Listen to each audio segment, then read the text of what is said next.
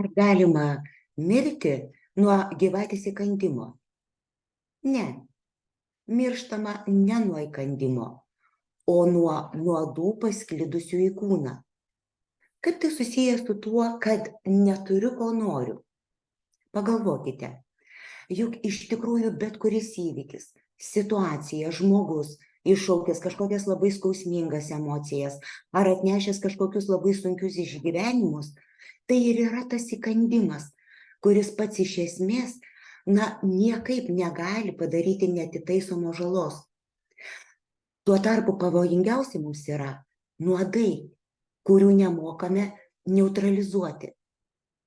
Spalio 18 vakare lauksiu jūsų nemokamame webinare, kuriame sužinosite, kaip ir kokių priešnuodžių remianti šiuolaikinę psichoterapiją galima prisigaminti jau dabar, kad jie netrukdytų gyventi taip, kaip noriu. Webinarą vesiu aš, psichoterapeutė Danguolė Krupovnickienė.